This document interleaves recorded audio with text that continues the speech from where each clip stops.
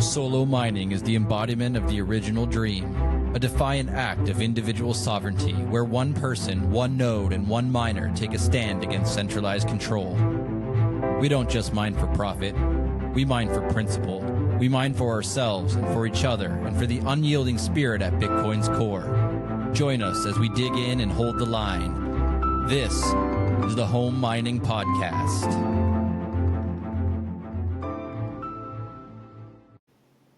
Hello and welcome back to the Home Mining Podcast by Solo Satoshi. I'm your host, 2Sats, and I'm joined today by the unofficial lead dev of AxOS and the guy that runs the show at the OSMU Discord, WantClue. How are you doing, WantClue?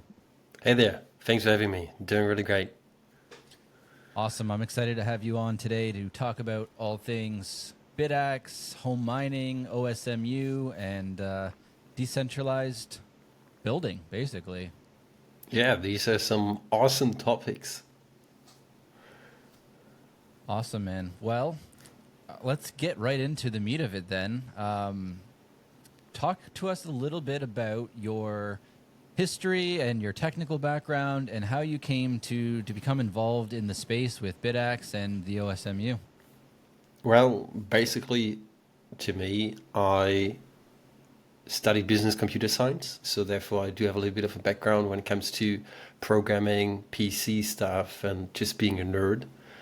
And Bitcoin was always on my radar. I don't know, I believe maybe back in 2012 or 13, I read about it the first time, and I got a little bit intrigued into it, and here we go now. Over 12 years later, I'm still there, still trying to do a couple of things about it. And I do remember like 2 years ago, I was just watching some wild YouTube shorts, and after a while something was popping up on my screen. Somebody was doing a short about a open source mini miner like the Nerd Miner, and I was taking a look on it. I was diving through the code on GitHub, and after a while, I don't know why this happened, but sometimes when you're a developer and you're bored, you just browse through GitHub, and the BitAx project was recommended to me.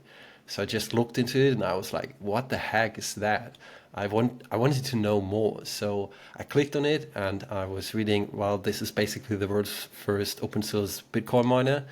And then I joined the community on Discord, and long story short, I got involved with plenty of things around this, and now I'm doing a lot of stuff when it comes to the software, as well as plenty other amazing developers that we do have in our community. And yeah, that's basically the story how I got into this. That's awesome. Yeah, it's always interesting to hear how people stumble upon something like this and how it takes them, and leads them into this rabbit hole of something extremely fascinating. And it's filled with so many talented people, right? So many people that have the ability to contribute so many amazing things to make it what it is. It's not just one person or two people. This is a real collective effort to make home mining go forward. Oh yeah, definitely. We do have, and if I'm not mistaken, around 6,500 people already in our Discord community. And by the way, this is just the Discord server. There are probably way more people out there running a BitAx and using it daily. But we do have this community on Discord because it's easy to share information, easy to guide people into the right direction and help them out if they do have any issues or want to know a little bit more about the story, why we're doing open source stuff and why it matters. That's a great place to start, past your history and how you got into it. Let's talk about the importance of open source. Most people listening to this, they already know what open source is, but let's talk a little bit about what it is, what it means to you, and why it's so important, especially in Bitcoin mining. Well, basically, if you never heard about open source, it is this, you can call it even an ethos of sharing information that you do have because you do believe in a greater good instead of just beneficial to yourself. And there comes a couple of pros and cons when it comes to open source. Some people might say it's not a great deal because then you do have information up there and people can scan for vulnerabilities or stuff like this. But when it comes to something like Bitcoin, we have seen it introduced to the world back in 2009 as an open source model licensed under the MIT license, which basically tells you, hey, you can do whatever you want with it. You can change it. I don't care. Do whatever you want. I just want to share with you these informations. And we basically Scott developed the BitX with a couple of other great minds behind it. And later on, half a year later or something like that, I joined into the party and worked my way up basically. But we changed, or we have a license on the BitX, so the hardware and the software, which allows everybody to use it, to sell it, to share it, to change it. But there's one caveat to it. If you do change something, this license tells you you need to you need to make this public as well, because we do believe it is needed that people go into open source and understand what's going on, especially on something as crucial as your Bitcoin miner. So therefore, with this license, we try to force the people to also publish their findings or their software developments. And where do people have to do that? Is that on the GitHub? Yeah, it's on the GitHub. Ideally, I mean, technically you can publish it wherever you want. You can also publish it on your private GitLab or GitHub or Git instance, whatever you do have. But it needs to be available in some sort of place, and it needs to be referencing back to the original project. Got you. And have you encountered many instances of people trying to make tweaks or changes to open source software like the BitX and not wanting to play by those rules? You know, the funniest story about that is back in the days where ASIC chips were not really that used to the market and people are still using the GPU and CPU to mine Bitcoin, it was quite common to look around for some software that you can use to run it on your PC. And for example, there is this software which is probably known by everybody, which is called CG Miner, which stands for CPU GPU Miner. And this was developed under the MIT license as well. So it was public. Everybody can use it, can distribute it, can do whatever they want with it. And then companies started to realize, hey, we can create an ASIC chip for that. And then they utilized this open source software, changed it, made a couple of tweaks to it, and never shared it with the people. And I believe back in 2011 or 2012, Antminer had a software tweak in their miners, which allowed them to just power off or shut down your miner wherever you are remotely without you even acknowledging that. And it was called back in the days Ant Bleed. So this is probably the best reason and the best topic to tell people that it is needed, that stuff needs to be open source. And even though if you do copycat this stuff and you make a closed source project out of it, don't be a dick. Yeah, I think most people involved are doing it out of passion and, desire to contribute to the greater good. So I imagine it's not, typical or popular, but definitely that's a great example of why you have to stand by some sort of ethos regarding that and have some sort of guidelines. It's also a little bit more to that, not just the ethos of sharing information. Sure, in an ideal world, everybody has all the information they want. And I do see and I do hear plenty of people now writing down in the comments, hey, I don't even care if this is open source. I can't read code. Yeah, that's probably true. But it doesn't matter. What matters is that you do have the option to learn it and understand what's going on. And if you don't have the option, you're restricted. And that's not going to happen with us.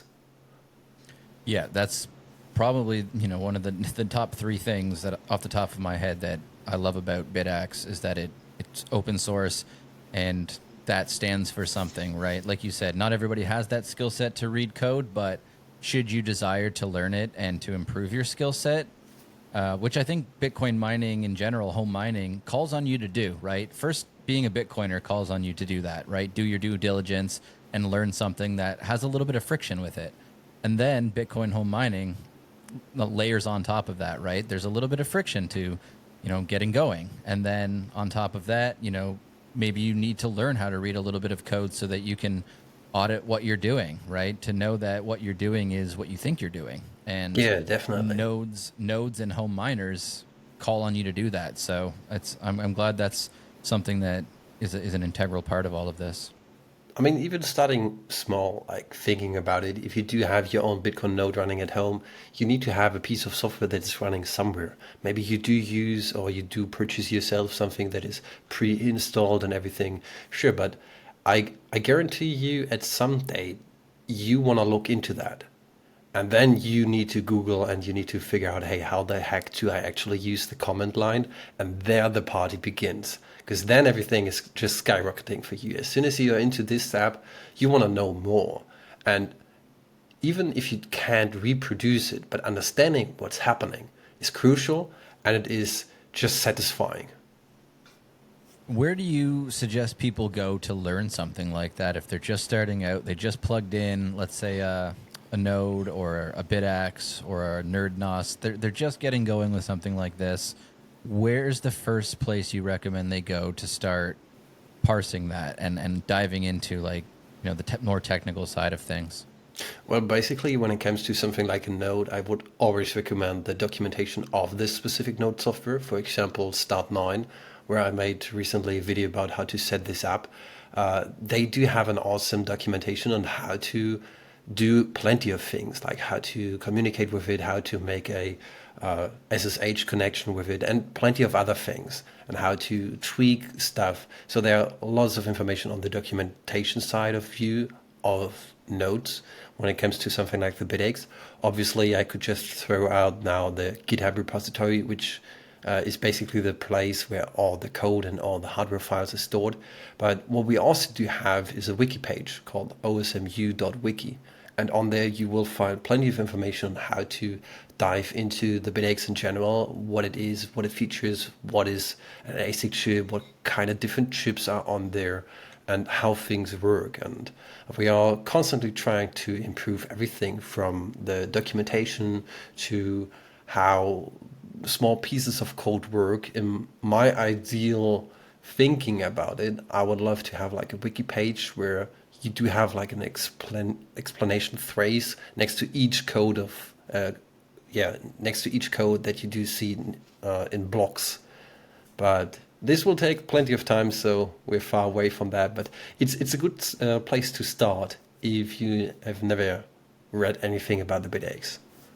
Yeah, that second part sounds like a massive undertaking, but something Yeah. that's it's worth doing, right? Because the information is out there. It's in the OSMU Discord, for example, but it's a very heavy place for a new beginner to kind of go in there and start to filter through, right? So the wiki, that's great. We'll have that linked in the show notes so people can start there and get that basic knowledge. And as that grows, so will our knowledge.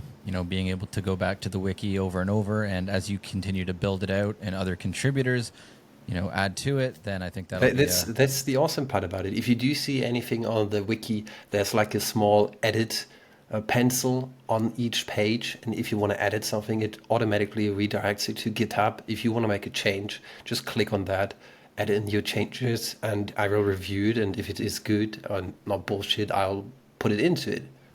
It's as easy as that. amazing. And you mentioned the node with Start9, for example, and that they have a wealth of knowledge sort of that comes with it, right? And I think Yeah. that's huge because nodes are another important topic. And I actually just today finished a Spaces that Start9 did. And I've got to say, shout out to Start9 for all the great information that they put out there. Their founder is an absolute boss. He walks the walk. He doesn't just talk. And I actually got a lot of knowledge from that space.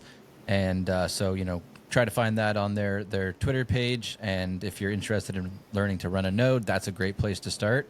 And those are the kinds of developments that we need, or something that's easily accessible and that you can order it, plug it in, and get all the information in one or two places. And then from there, start to compound and build your knowledge. Yeah, definitely. I mean, you could also say, well, go on YouTube and watch a couple of videos, but when it comes to technical things, when you really want to dive into stuff, you want to read documentation. I know everybody of us hates it. It is a tricky part, but at some point you need to do it, especially if you never did it. It is good to take a look on what the actual developer behind the project told you to do, instead of some weirdo on YouTube like myself. Yeah, it is. Yeah, YouTube videos can take you so far, right? But definitely, and especially when a founder like the Start Nine people, or someone like Scott and BitX, when people are that knowledgeable, they're making these products and these solutions for a reason, and they tend to provide the best solutions and the best knowledge for that, for that product or that solution. So, I think it's always good to go direct to the source and then branch out from there. I mean, you could also say we do have our Discord server, which is available on the discord.gg/OSMU. But yeah, what's quite interesting, we do have like 6,500 people already on this server. And what is bugging me, I'm not upset, but it is interesting. I'd say plenty of these people do not know that Discord does have a search function. Like you can literally search for things.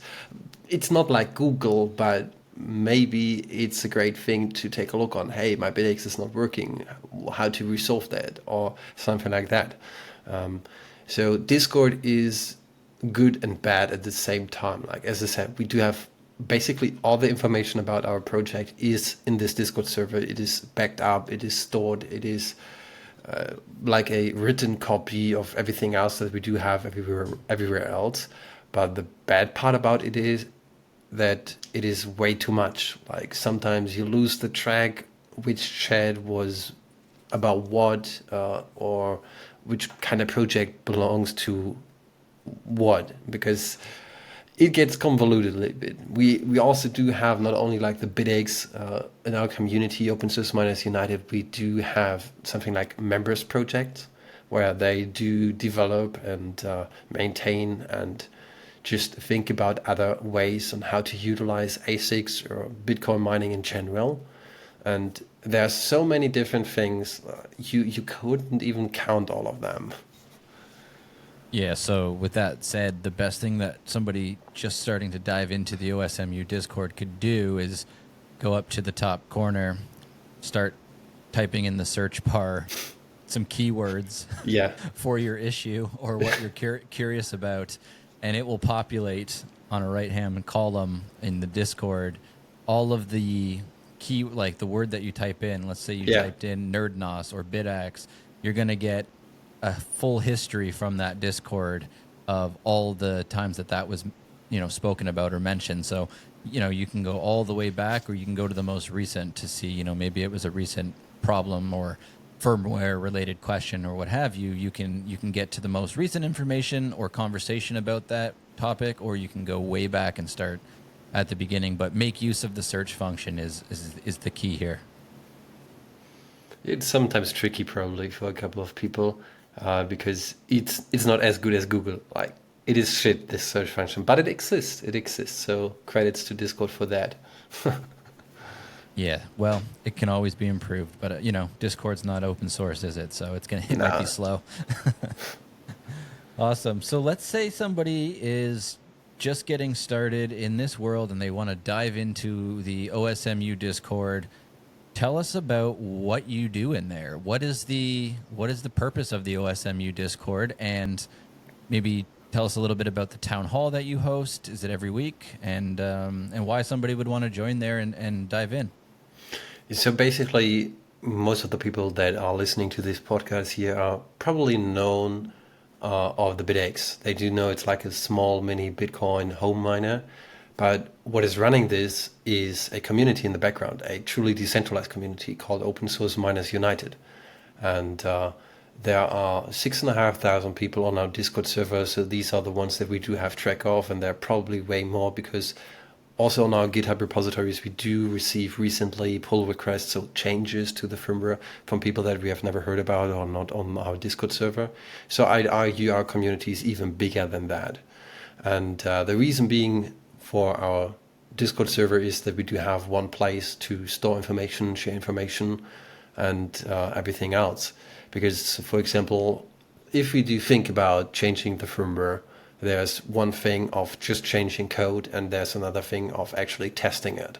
And in the early days, we experienced way too often things such as, hey, I have changed it a little bit, here's a new release, have fun with it, download it. And then plenty of people are joining in later on and telling me, hey, that's not working. There's a bug. My device is crashed. What's happening? You're a rip-off, scam, whatever. Like all these things that are usually and naturally happening if something is not working was happening there. So what I did is I introduced something like firmware testers, which is basically just a role of a couple of people that I chose to test my stuff or test basically all the stuff that everybody of us is releasing, because I'm not the only one who's doing code on the BitX. We have Scott, Ben, me, basically as the three main dudes, I'd say. And then we have plenty of other contributors that are also contributing to it, and all of them always get highlighted on how great this is, because this project only lives because of the fact that we do have so many people that are involved in it and do care about it. Otherwise, it would be dead from the beginning. And this Discord server also does have plenty of other awesome things, such as having plenty of chats for all these different issues or firmware tracking and testing and everything else, so that I do know there are people that are testing my stuff and it is working. So that's a great thing. And then we also do have information channels about other projects, or even something that's called Town Hall, which I introduced, I believe, over a year ago, which is basically a bi-weekly meetup where I'm on stage and I'll try to interview a couple of people from the community and give updates and news about what's happening in the community. Because, as I said, Discord is nice and it's also bad at the same time, and it gets convoluted with too much information. So people need something that is short and simple to get on the track of what's going on and what are the news. So therefore, I'm basically scraping all day long the Discord server, making sure that I'm up on track on all the developments and what's going on in every channel. And then bi-weekly, I do my town hall of telling the people, hey, that's going on. These are the developments. And especially recently, I started with telling the people what are upcoming changes, what can they expect from the next release, and stuff like this. And the awesome part about this is it is called town hall, but it is a stage. So I'm up there, I'm telling the people what's going on, and they can also always come on the stage and just have a chat with us. And that's always what I'm trying to tell the people. If you do have any questions, it doesn't even matter what it is about. It doesn't even matter if this question has been asked like 6 months ago. Just come on there, just have a chat. And this is my way of trying to interact with the community in the best possible way.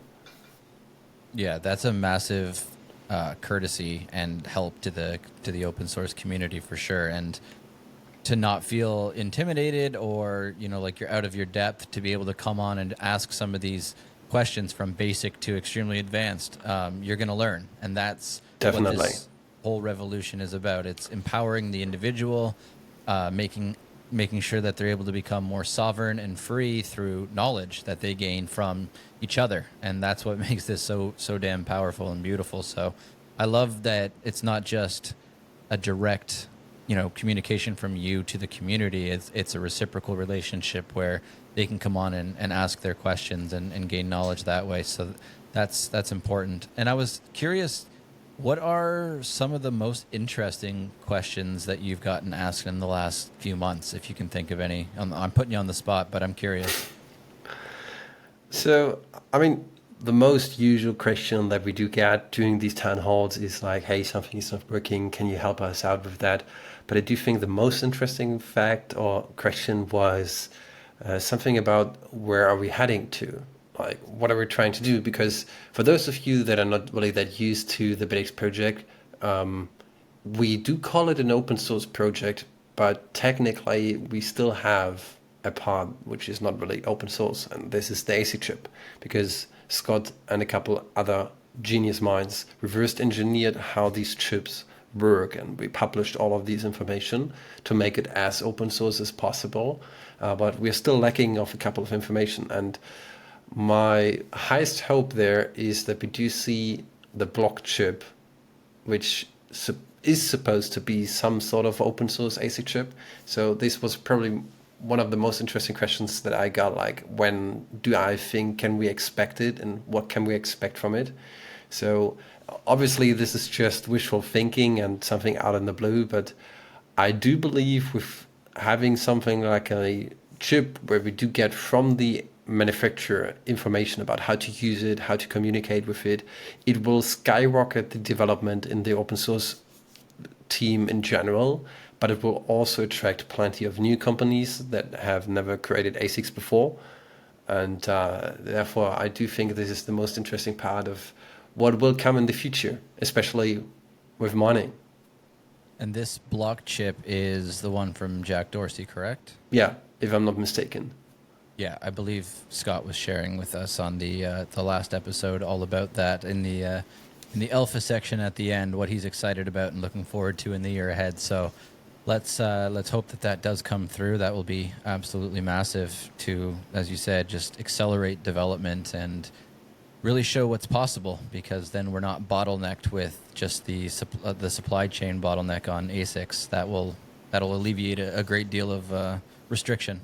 Yeah, especially if I'm not mistaken, the I don't know how this part of your government or whatever is called over in the US, but if you try to import stuff from China, some people need to check it. And if I'm not mistaken, I've lately read the news that now these packages with AC chips from China are being put on hold. So seems like something is really in need of having US made AC chips.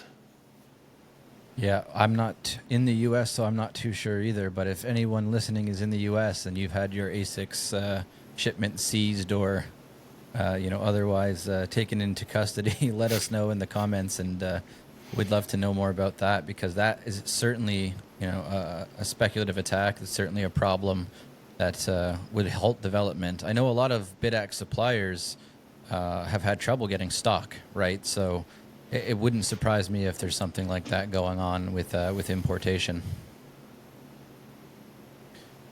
Awesome, man. Well, that's a good little deep dive on the OSMU Discord, and I think everybody listening, if you're not already in there, you should get in there and start using the search function and diving into some of these things. Whatever you're interested in. This is not a very narrow field. It's a very large field where you can. Yeah, let me quickly hop into that, because one thing that is also different from us to probably most of the other companies or whatever that are out there that are producing ASICs or mini home miners is, like, we are a decentralized community. Like, I've met Scott in person like once, and 99.99% of all the other developers, I've never seen in my life. I've never seen a picture of them or anything else. Sure, I show myself on camera. I'm doing YouTube videos, so that's my part. But when it comes to all these other people that are involved with us, we are not a company. We're not an agency or anything else on a NGO or something like that. So we are basically just some weirdos in the internet creating a home miner, which is open source, and sharing this information with everybody who's interested in it. So we do have some sort of a structure. As I mentioned before, we have like 3 admins or 3 head people, like Scott, Ben, and me. And then we have a couple of moderators on this server as well. So there is a little bit of structure when it comes to that. But when it comes to the community in general, it is 100% decentralized and nobody is controlling it. Because even though if you don't like me, Scott, or anybody else, well, just do your thing and do whatever you want. Why should we restrict you? The only thing that is getting upset with us is if people are trying to copycat and doing close source stuff. But as long as you're not doing that, we don't care. We know why decentralization is so important in something like Bitcoin, and I think everyone listening probably has an idea of why it's so important with mining, but why is an open source community so important? An open source community of users and developers. Why is that so important?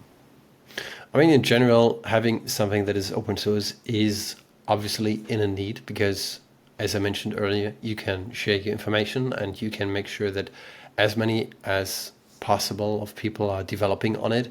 It comes with good and bad things. On the one hand, you could probably say, well, it shows your issues that you do have in your firmware. And for example, lately, a couple of weeks ago, we had an issue in our firmware and somebody was pointing this out to us. And we do have plenty of developers, and none of us actually acknowledged that until some random dude joined in on GitHub and showed us, hey, here's my proof of concept. Your firmware has this security vulnerability. Please fix it. So we fixed it. We never knew about this before. And this will not happen if you do have closed source software. It will probably happen less likely if you do have closed source software because nobody can check on your code, but they will try to get into vulnerabilities anyway. So someday or the other they will find this out, and then if you do have a customer base, for example, you are going to run into trouble. And with that, having an open source community which tries to share as much information as possible with everybody, this is not going to happen, or at least it's going to be fixed as soon as possible. And we shipped basically the fix for the security vulnerability in less than 3 days. Yeah, that's incredible. So not only is innovation, a really big part of being open source, but fixing vulnerabilities and security threats and bugs and errors also benefits from being open source and decentralized, because anybody that's running this on their own can pick up on these things, submit an issue, and then have a team of hungry developers or random people that are just in the community submit fixes to this and then have it addressed. Whereas a lot of times, when you look at these centralized entities, especially in technology, like, customer support it exists, but it may as well not, because it's completely redundant and inefficient. Things don't get fixed or handled well. And so having people that are self-motivated to submit these fixes and scan for errors and always innovate and improve, that to me is like a no-brainer over something centralized. Yeah, especially also it does not restrict you. Like nobody can tell you, hey, you're not allowed to do this or that. It's the same with Bitcoin. You can try, if you do have any vulnerability or anything that you want to fix on Bitcoin, on the code of Bitcoin, you can always push this to GitHub and make a pull request on that. So make a request to change stuff. And if it is good and if the people tested it, they will implement it. So open source does not restrict you, but closed source does, because even though if you do have a great idea, you cannot fulfill it. Yeah, that's awesome. That's awesome. Well, let's get a bit into some of the other developments that take place in the OSMU and from community members. I know you wanted to highlight a ton of other projects and things that people are developing in there. So, take it away on that front. So let me quickly open up my list. We do have so many things.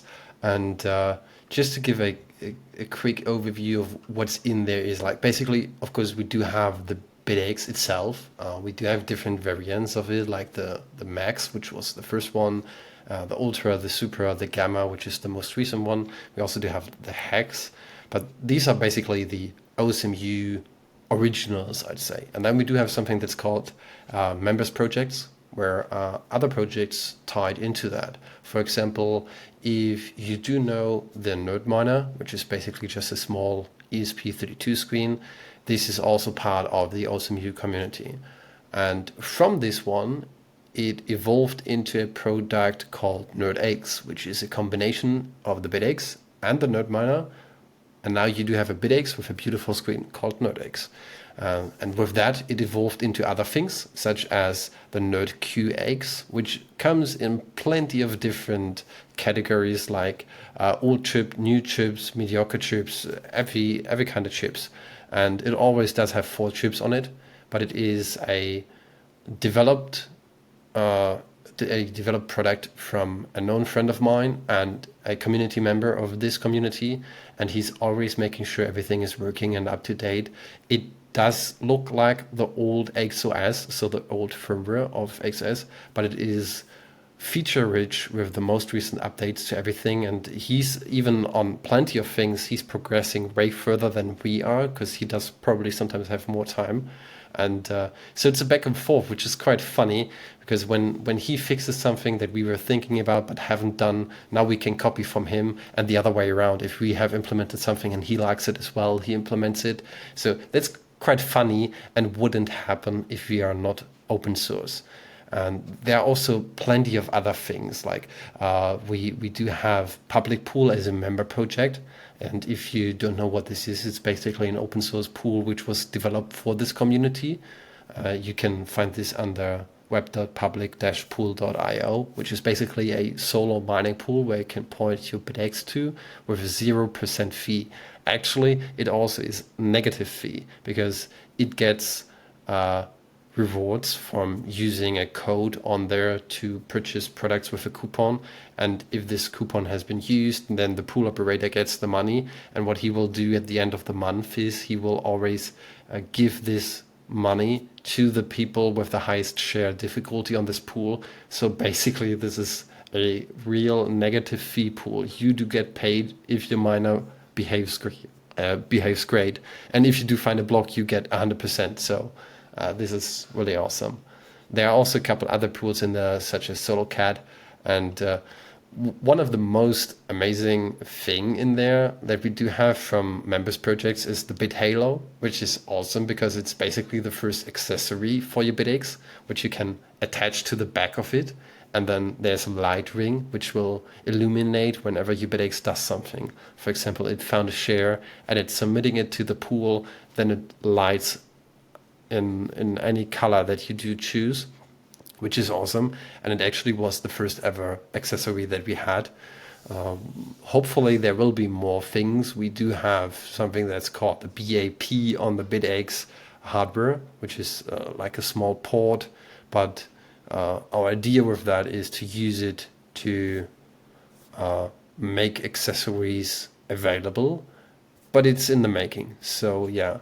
And there are plenty of other projects. For example, the Eco Miner, which is supposed to be a miner with 12 chips on it. And this is a project that has been sponsored by us. So we donated ASIC chips to the dude who was developing it.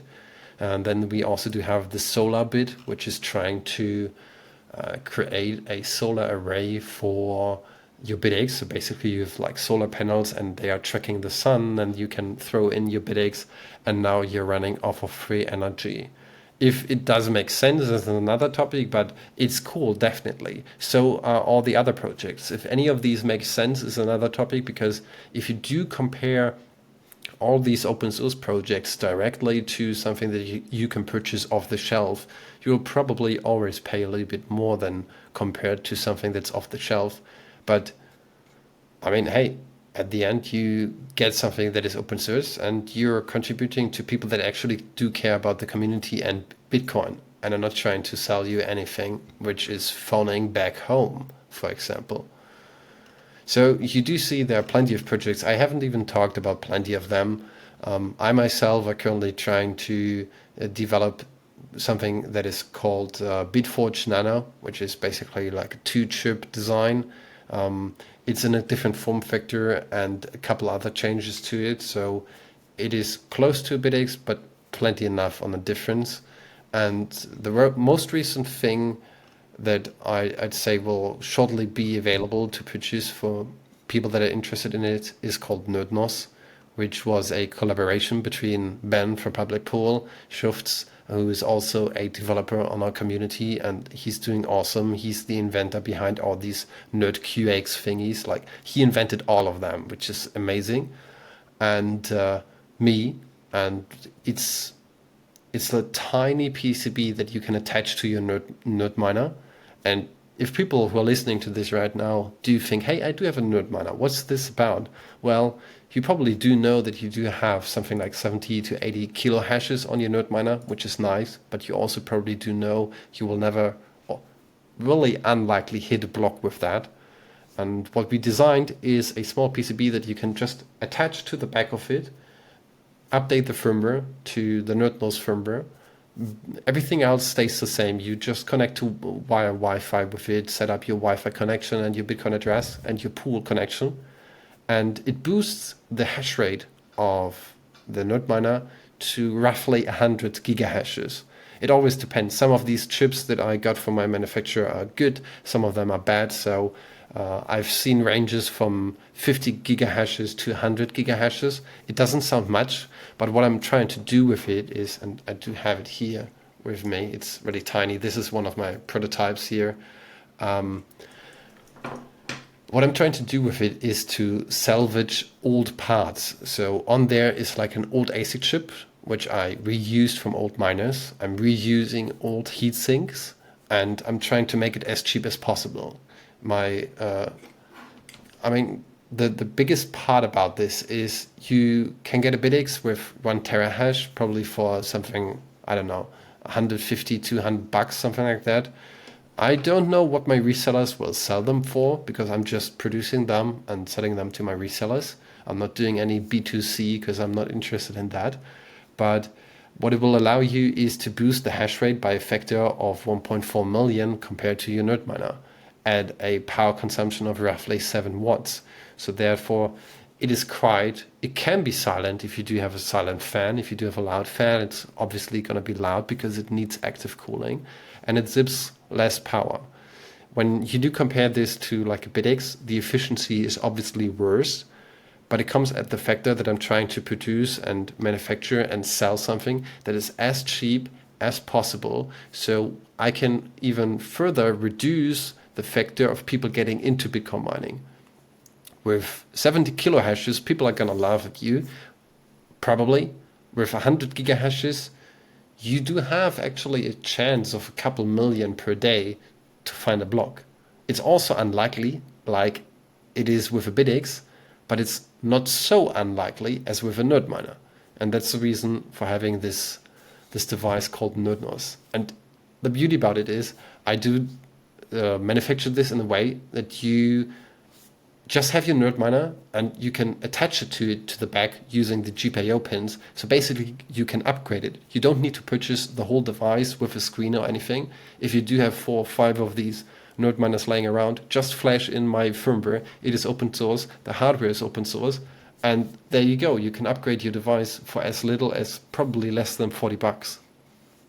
Yeah, that's massive. And I think a good point to focus in on is with that low of a price, you could run multiple of those, or you could upgrade multiple units, and it's not damaging to your finances, right? And that Definitely.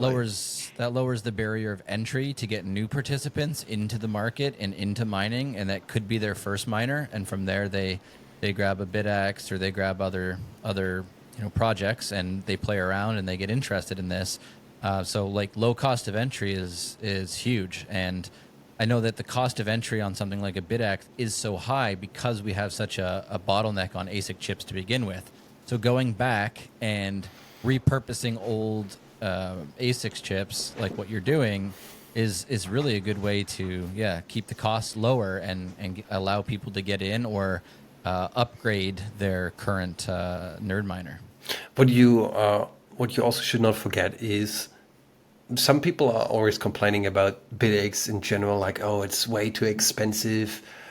Well, just go over to bitx.org and go to where to buy, or search for your closest shop where you can get one, and then do yourself a favor and look into other shops. Maybe you can find it somewhere else where it is a little bit cheaper. The major part about the BitX is obviously it is open source. Obviously you can solder yourself one, and if you want to dive into that, I have done a live video or live stream on how to solder your own BitX. So if you want to know a little bit more about that, you can also watch this on my channel. But the important thing that I wanted to talk about this year is it is open source. Everybody could, in theory, produce it, but most of the manufacturers are not selling. They're not selling directly. They are selling to resellers, and they are adding on top of that, which is done by basically every product on this planet. But when people are complaining, well, the production of the device is less than, I don't know, like $90. Why are they not selling this for like $120? Well, there's a reason for that. People need to make a living off of that. And if you just get $1 or $2 per device, you're not going to do that. It's the same like if people are every year complaining about that an iPhone probably just costs less than $100 to produce, but they're selling it for over 1,000. Well, there's development and everything else. We don't account for that, and every manufacturer who's producing the BitX does not account for that, because they basically get everything for free from us, but they do account for their own living. It could be bad. I used to have a whole walk of shame on plenty of resellers and people that are trying to get a ripoff on a price. And I sometimes even do that still today, to just point out to the people and tell them, hey, the fuck, why are you that expensive? I do this usually on X or on Noster. But yeah, there's only one way of prices getting lower if you do produce more. And I think those things take care of themselves over time, right? Like people go and they browse these different websites, and Yeah. they see, that, party A is this price, party B is, way more. And so how is party A selling it for this price, but the other is extorting them for, $100 more. So it sorts itself out in a free market. And, to your point, I think that it's also important to not just look for the cheapest possible bidax reseller. It's also important to consider, obviously that you're not getting gouged, but the customer service, we're also Yeah. paying for good customer service and good business practices, right? So yeah, these people have to make a living. Yeah. And just because they're, selling it for a certain price, it doesn't guarantee that you're getting any sort of follow up with that. And what's so great about dealing with Solo Satoshi, for example, is the amazing customer service. Those guys will get on the phone with you, and if you have a problem, they will help sort you out, right? And there's lots of companies that are selling these bidaxes, and maybe they are selling them for $10 or $20 cheaper, but they take 4 months to get to you. There's pre-sales, and by the time you get it, there's a new version out, and you can't contact anybody on phone or email. So there is something to be said for making sure you do your research and finding the best option for where to get your equipment, whether it's a bidax or it's a NerdNOS when those go live to market, or any of these developments. Customer service, open source, transparency.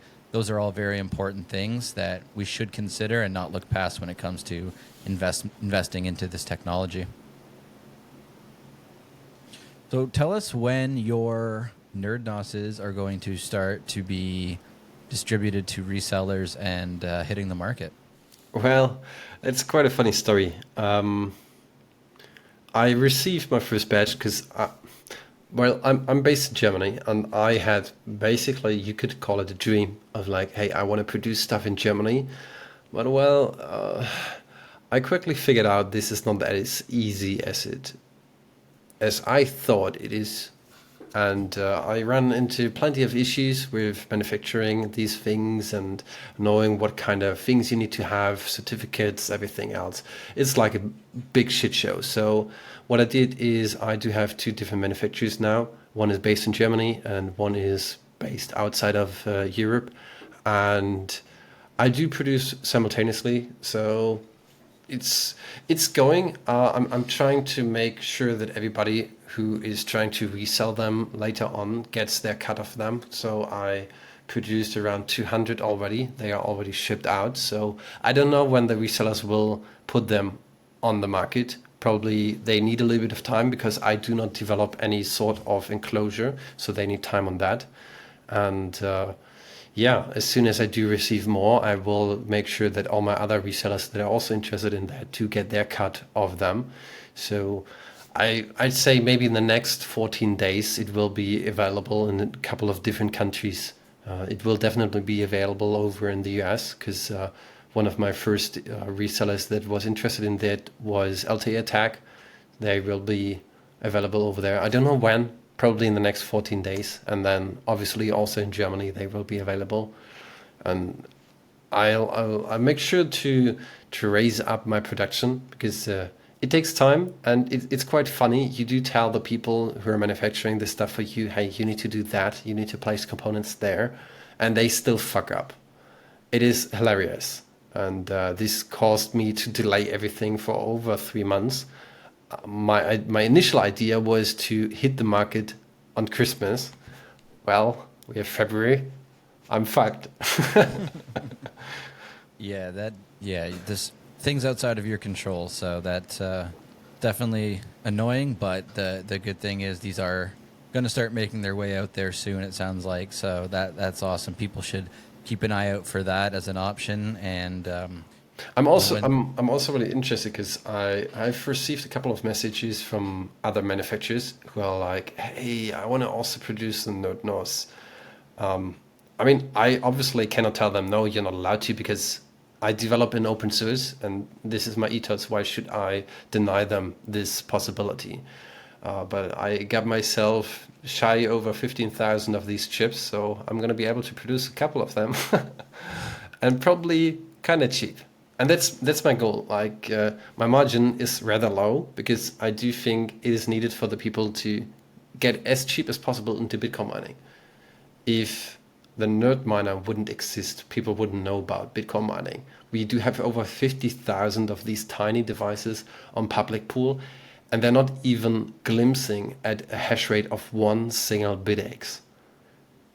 50,000 of these small devices, not my nerd NOS, but the nerd miner, like with 70 kilo hashes, they're not even barely making a glimpse of what one single bitx is capable of, which is quite interesting.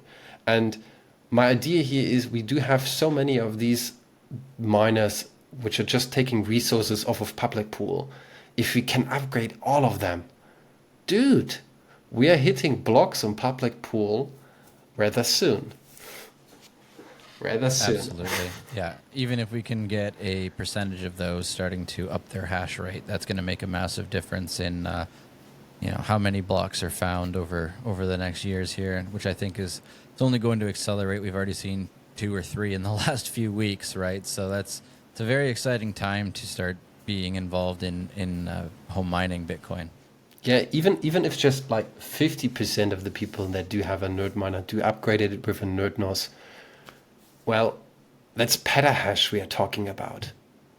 That's not gigahash, that's not terahash, that's petahash we are talking about. So these are actual values and numbers that you can account on, that there's a block gonna be found very soon. Yeah, that's exciting. Just upping the decentralized hash is going to be a big win for every home miner, right? It starts to show what's possible and why you should be involved, right? Because a lot of times people say this is just lottery mining, why is it important? And I always like to explain to them that you're playing a part in keeping Bitcoin true to its ethos, right? True to its core, which is decentralized. And True. we can only stay decentralized. We're not just chasing block rewards, but we're doing our part to, as individual plebs and as home miners, to have decentralized hash rate and contribute that to the network. So that's very exciting that we could get that level of adoption and then double down on it by upping that hash rate of each of those devices that are on public pool. Definitely, it is needed. I mean, obviously, decentralization is its whole own story, and you could fill another hour about the topic of decentralization. We do see sometimes these people that are trying to tell you, hey, well, nobody is decentralized or anything else, which is kind of true. Even if you do think, hey, I'm going to contribute to the OSMU team because they are nice, well, that's decentralized. But when it comes to mining and you're connecting to somebody else's pool or just their Stratum server, that's not decentralized. You're relying on somebody else. So even public pool is not really decentralized. The only thing how it is decentralized is, number one, it is open source. Number two, because of it, that it is open source, we do have other projects such as Umbrel, Start9, Raspberry Blitz, who are utilizing this open source software. So you can, number three, run this at home on your own hardware. And now you're decentralized. Amazing. And you just touched on a few of the things that we're going to leave for episode 2. And you kind of teased them, and I'm going to list them off here so that people have something to look forward to for our second round. And we're talking pools, pool payouts, how to even run a public pool at home, how to run and maintain a Bitcoin node, and things in that realm. And I'm really excited to dive into all of those topics around that and decentralization with you on round 2. Is there anything really critical that you want to leave us with in this first episode? Well, critical in which kind of regard? Well, and anything in terms of developments, firmware, anything that you want to announce that's coming update wise, anything that you think people should really know and internalize? Well, the next update, we are currently on beta version number 6. It's going to be massive in terms of new features, new capabilities, new stuff that is coming around on the BitX. And our goal is, and I always tell it to people is, our goal is to make this device granny proof. Your grandma needs to be able to, what the heck is this, my son? How can I use this? I don't know. To, well, I'm on Bitcoin now. I'm mining. We need to get everybody on it. And if you can make it granny proof, everybody understands on how this works. So we do have, I'd even call it like a whole section of people who are just making sure that everything is granny proof. And with the next update, we are basically accomplishing this a bit more. And it's amazing. We do have so many new changes. Yeah, I'm hyped for them, and I need to make sure that I do catch up on all of them on my next release video. And roughly, and I know this is software and firmware, so this is going to be a rough estimate, but when should we expect that to be released? Tomorrow. Oh, okay. Tomorrow. You heard it here first. We're actually going to live premiere this episode tomorrow too. So by the time you're listening to this, it might already be out, and your It grandma might already be out, yeah. Your grandma can start mining Bitcoin just like that. Awesome. WantClue, thank you so much for taking the time out of your day. I know it's late at night there, and appreciate you taking the time out of your evening to sit with us and dive into the first round of topics on all things OSMU and Bitcoin home mining. Well, thank you for having me here. I really enjoyed it being here and talking a little bit about the community, because that's what matters the most to me. I do know we have plenty of awesome people in there, and I can't name all of them, but really shout out to plenty of people like Scott, Ben, Johnny, Anderson, so much more. It is fabulous working with these minds together, and I hope we will never stop. I have a good feeling that you guys are going to be going strong, and the community will be going strong for a long time, long out of our lifetimes, long past our lifetimes. It seems like something that's not going anywhere anytime soon, and thank God for that. So I'll leave some links to the OSMU Discord as well as WantClue's information in the description below. If you want to get your own BitX, click the link in the description as well and get into the OSMU Discord, start learning, get your hands on some of these other member projects, and just enjoy everything home mining. WantClue, thanks again. If it hashes, it hashes. If it hashes, it hashes. I like it. Talk to you guys next time. This has been the Home Mining Podcast by Solo Satoshi.